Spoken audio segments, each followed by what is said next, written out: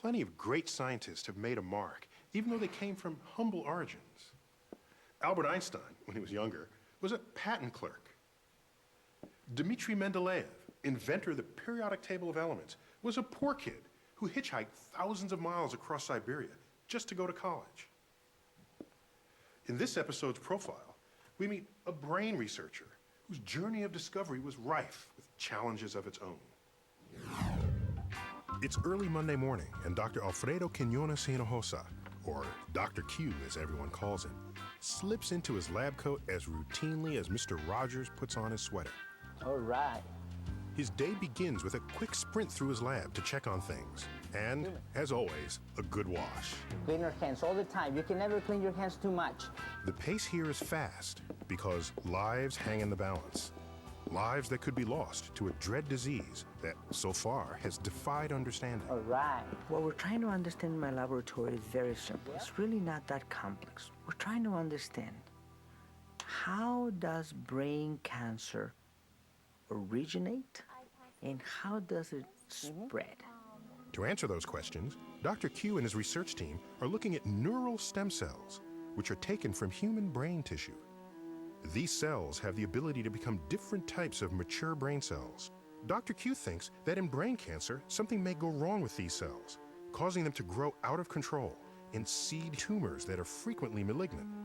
Certainly, if it is malignant brain cancer, virtually almost no possibility of cure.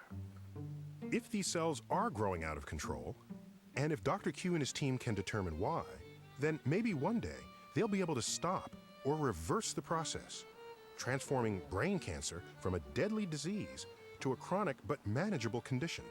We are at the forefront of understanding human tissue, human cells.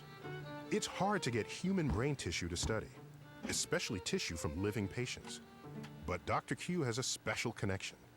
Turns out, he has a close relationship with one of the country's top brain surgeons here at Johns Hopkins. Dr. Alfredo Quiñones Hinojosa. Good morning. Good morning. I have exciting news for you. When he's not in his lab, he's with his patients. Very, very benign meningioma.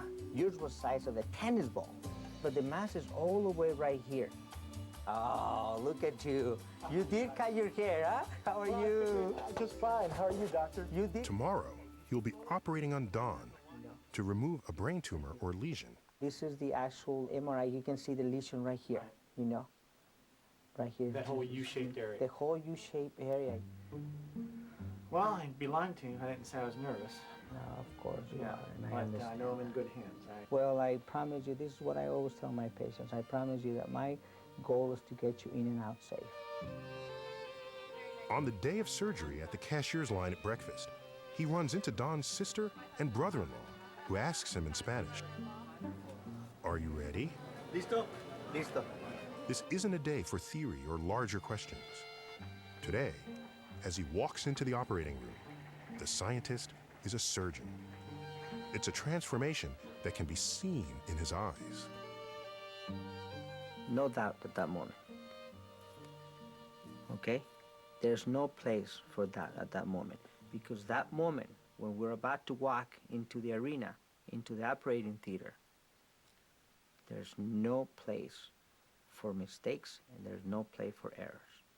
And I tell them specifically, when we go in, it's going to be all positive energy, all that passion, all that training, everything that I have done in my life to prepare for that specific moment is going to come out. And we're going to go in together and we're going to take care of this.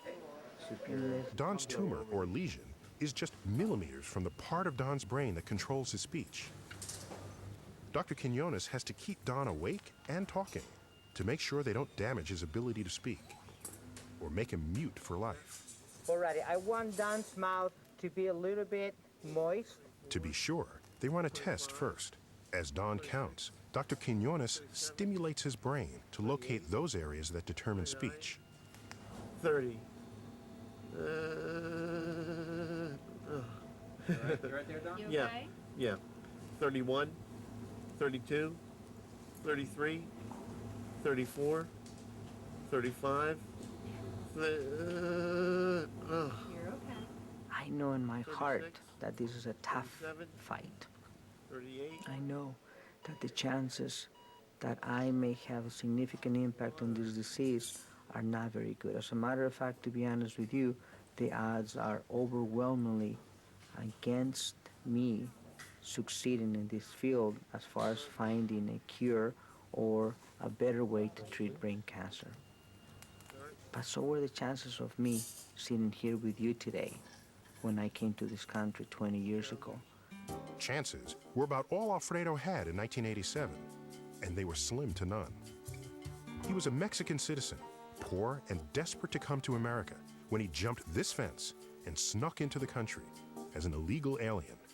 It is tough to be poor. It is tough to be poor in the United States. Imagine how much more difficult it is to be poor in poor countries. And it's tough to survive in that environment, to be honest with you. I think that it was pretty clear to me that this is what I needed to do. Alfredo grew up in Mexicali, just across this wall at the California border. Neither of his parents made it past the first grade. The same grade little Alfredo was in when he started managing the finances of his father's gas station. By the age of 5, I was already working. By the age of 10, I was a major contributor. What little the family had disappeared along with the Mexican economy in the 1980s, and Alfredo jumped the fence at 19. He became a migrant worker in the San Joaquin Valley. At first, I was thinking, I am going to take over the world with this. I am going to go back to my country triumphant, and I am going to be making a lot of money. Then I get my first check, about $130 a week, and I realized this may take a little bit longer, and this is hard work. He lived in this trailer for about a year, all by himself. It was a palace. Alone and depressed, Alfredo made it to Stockton, where he shared a room with other family members and enrolled in English classes at San Joaquin Delta Community College. There, he met Anna. I kept seeing him walking across this like little area where everybody would sit and relax, and I would see him just fly by very fast. They became friends, but didn't date for another 2 years. I just never, I never thought. I mean, it's my insecurities. It's how can this beautiful woman be interested in a guy who has nothing? I saw something in him right away that he was different, and I think that's one of the reasons why I was attracted to him, because I could see like the fire within him that, someday, somewhere, something fabulous was going to happen with him. Alfredo kept moving quickly. From Berkeley, he went to Harvard Medical School. He became a U.S. citizen, married Anna, had 3 kids, a dog and a cat, did his residence and postdoc at UC San Francisco, and started his lab and became a surgeon at Johns Hopkins. 4 hours into Don's operation, Dr. Quinones removes the tumor, leaving Don's speech intact. Don has already agreed to give Dr. Q's lab samples of his brain fluid and tissue from the tumor. And Don, his brain open and with Dr. Q's fingers literally inside of it, says, Take as much as you want. Isn't that amazing? I can take his speech away just like that, just by just going a millimeter over, by taking a small vessel, a microscopic vessel that you cannot even see. Anything can change radically, and yet he said, take as much as you want. Don doesn't know that he's just given his tissue to a research team full of hungry overachievers who understand that ending their week every Friday night with a lab meeting to discuss their research until 10 p.m. is just a small price to pay for working with Dr. Q. Jason Chang, I'm from San Francisco. I went to University of California, San Francisco Medical School. Sophomore at Johns Hopkins University. From MIT. I'm from Oxnard, California. Guayaquil, Ecuador. From India. Wakefield, Rhode Island. Dr. Q is sharing some of the amazing opportunity he's had, but he's also got a lab to run. And if he can't move fast enough to accomplish his dream, he's hoping one of these young people will get the chance. I have to recognize that I may never be able to have a significant impact on brain cancer. So my duty is to train those future generations. In Dr. Q's version of the American dream, rigorous, sometimes endless work leads to more and bigger dreams. Earlier that day, just 2 days after his surgery, Don went home. Living proof of Dr. Q's American dream. Living to dream some more.